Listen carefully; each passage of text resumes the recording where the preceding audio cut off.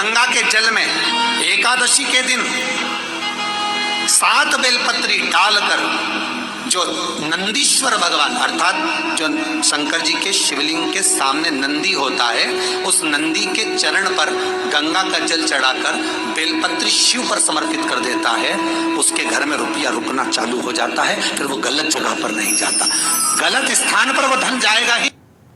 सब ध्यान से सुन लो, कल है 19 अगस्त मंगलवार, भाद्रपद माह की कृष्ण पक्ष एकादशी है। इस दिन शाम को तुलसी के पौधे के सामने घी का दीपक जलाओ, दीपक के पास शहद और बताशे रखो, अब 11 बार जपो ओम विष्णुवे नमः।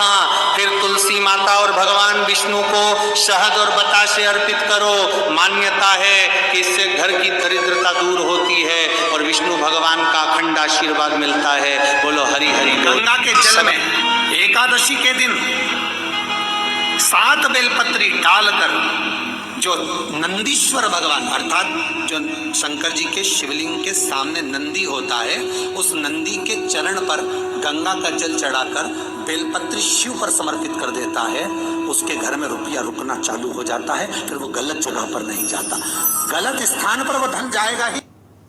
गंगा के जल में सब ध्यान से सुन लो, कल है 19 अगस्त मंगलवार, भाद्रपद माह की कृष्ण पक्ष एकादशी है।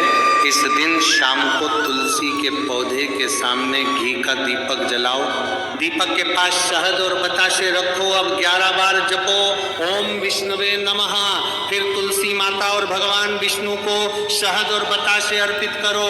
मान्यता है कि इससे घर की दरिद्रता दूर होती है और विष्णु भगवान का अखंड आशीर्वाद मिलता है। बोलो हरि हरि बोल। सब भाद्र और एकादशी का दूसरा नियम बहुत ध्यान से सुनिएगा। जिस दिन आपकी एकादशी का व्रत हो, उस दिन प्रयास करिएगा कि अपने हाथ से किसी भी वृक्ष की कोई पत्ती टूटे ना। एकादशी के दिन जब आप जल शंकर को चढ़ाने तो रोज ही जाते, जब एकादशी का दिन रहे और शंकर जी के मंदिर में आप जल समर्पित करें तो 3 बार मुख से स्वधा स्वधा स्वधा या स्वधा स्तोत्र का पाठ, जिसमें 12 श्लोक। कल 19 अगस्त भादोमा आज एकादशी है। आंवले के वृक्ष के नीचे 1 चुटकी हल्दी चढ़ाकर 1 लोटा जल चढ़ा दें अपनी कामना करके। नौकरी, व्यापार, धन संपदा में वृद्धि होगी। कल 19 अगस्त जैसे पीपल के पत्ते में पराग होता है, हमारे हिंदू धर्म, हमारा शास्त्र कहता है, हमारे शास्त्र, हमारे वेद डॉक्टर वर्णन करते हैं कि पीपल के पत्ते को अगर एकादशी और द्वादशी के दिन एक तांबे के पात्र में गला कर रख दिया जाए और उस पानी का आचमन 3 बार करा जाए तो जिसकी नाड़ियां चोक भी हो जाती है, डॉक्टर बोले इसका बाईपास करना पड़ेगा, उसको केवल 3 आचमन पानी एकादशी और द्वादशी को पीपल के पत्ते का कराया जाए तो अंदर की नाड़ियां भी खुल जाती हैं। और एकादशी का दूसरा नियम बहुत ध्यान से सुनिएगा।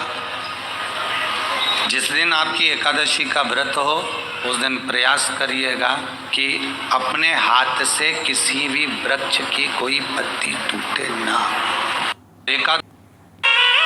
ज्यादा पितृदोष हो, ज्यादा तकलीफ चल रही हो, बहुत ज्यादा कष्ट में हो, तो शिव मंदिर में बैठकर या घर के मटका परिंदा या पूजन वाली जगह पर बैठकर 12 श्लोक का सुधा स्तोत्र का पाठ भी कर